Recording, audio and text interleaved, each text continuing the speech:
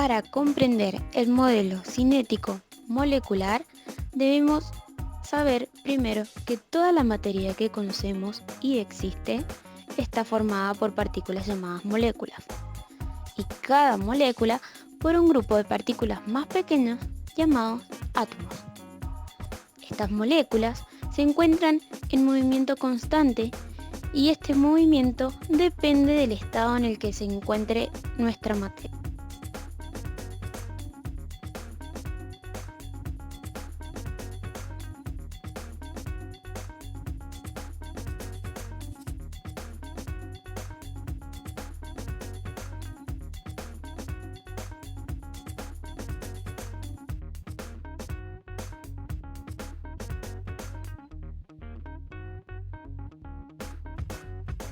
Podemos encontrar la materia en tres diferentes estados principales: el estado sólido, el estado líquido y el estado gaseoso.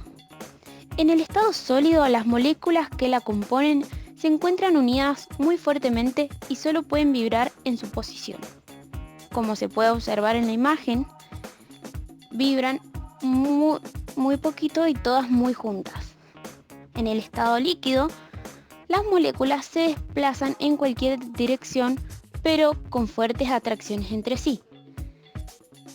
Como se observa en el video, también podemos ver que tienen más espacio entre ellas, pero no del todo. Y en el estado gaseoso, las moléculas se desplazan libremente a grandes velocidades y casi sin interacción entre ellas. Otra vez, como se observa en el video, las moléculas ahora sí son más libres y no tienen tanta atracción entre ellas mismas.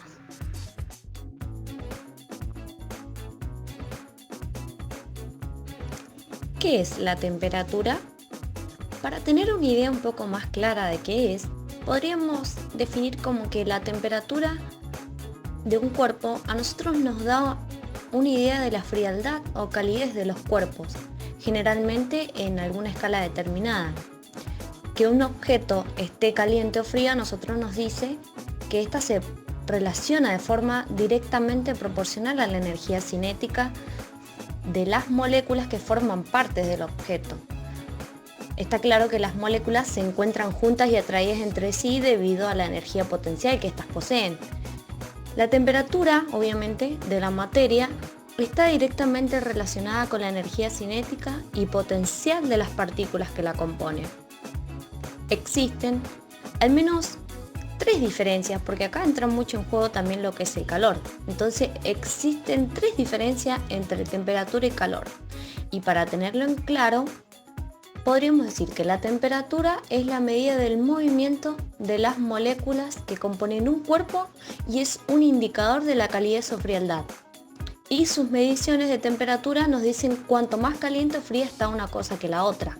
Y además la temperatura se mide en termómetro.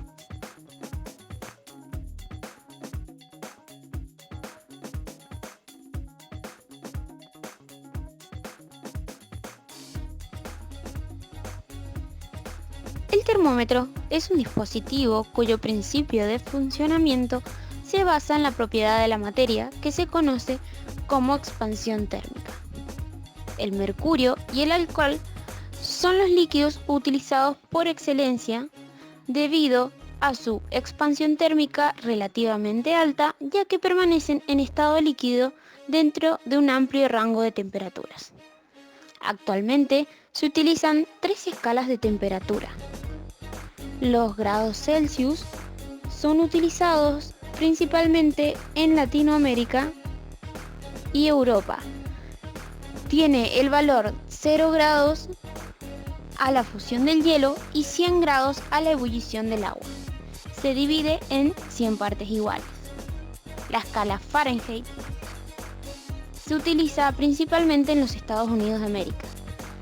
Asigna los valores de 32 grados y 212 para los puntos de fusión de hielo y evaporación de agua. Y la escala Kelvin, que es utilizada específicamente por científicos. Tienen en cuenta la temperatura mínima posible y le asigna 0 grados Kelvin o 0 absoluto.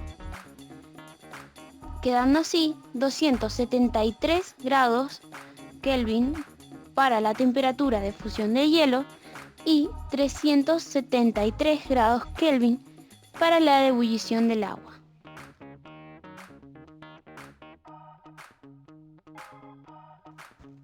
Y aquí nos encontramos con el calor. ¿Qué es el calor? Podríamos definirlo como un proceso de transferencia de energía térmica de una sustancia a otra al estar en contacto térmico las dos y no estar relacionado, como se piensa popularmente, con una temperatura elevada. Para entenderlo un poco más, podríamos decir que la cantidad de energía térmica que un cuerpo pierde o gana en contacto con otro y a diferente temperatura va a recibir el nombre de calor. Y acá encontramos otra diferencia entre temperatura y calor. Es que la unidad de medida que emplea el calor para medir estos procesos es caloría. Y deberíamos tener en cuenta que el calor, al modificar la energía cinética de las moléculas y por lo tanto las distancias entre las moléculas, va a provocar la dilatación de los cuerpos, es decir, un cambio en su tamaño.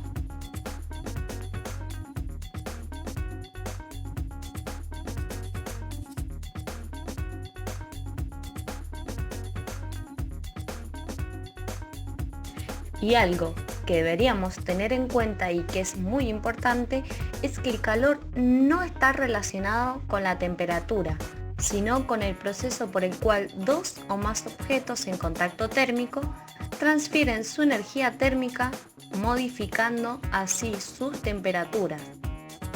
Si este contacto térmico se prolonga en el tiempo, los objetos van a alcanzar lo que se le llama el equilibrio térmico. Y ambos, o sea, todos esos objetos van a aportar la misma temperatura.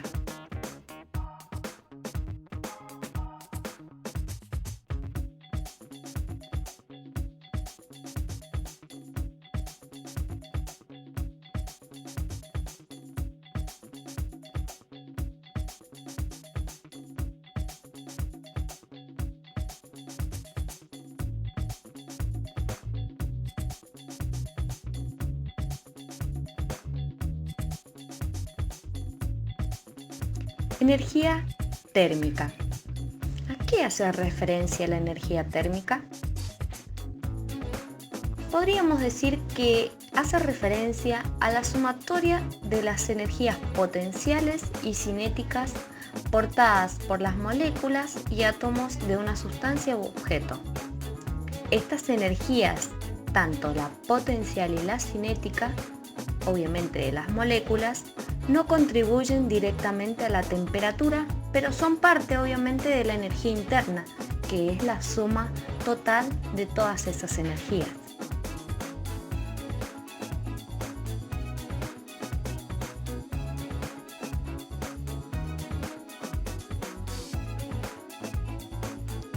La sensación térmica es la percepción personal de la temperatura y esta depende de diferentes factores, como el movimiento del aire, por ejemplo, cuando corre viento en un día caluroso no sentimos tanto calor.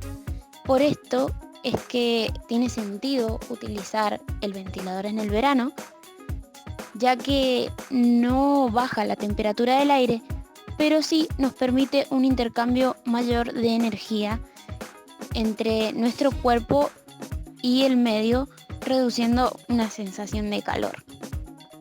La humedad del ambiente. Un día con mucha humedad nos parece siempre mucho más caluroso. La temperatura a la que estábamos sometidos anteriormente, por ejemplo, cuando venimos de afuera en un día que hace mucho frío y automáticamente al entrar a nuestras casas colocamos nuestras manos sobre el calefactor o la estufa y sentimos mucho calor repentino. Las características de la superficie con la que nuestro cuerpo está en contacto, por ejemplo, las características de la ropa. que en invierno usamos ropa que decimos más abrigada, y si la usamos en verano, esta ropa abrigada nos causaría muchísimo más calor.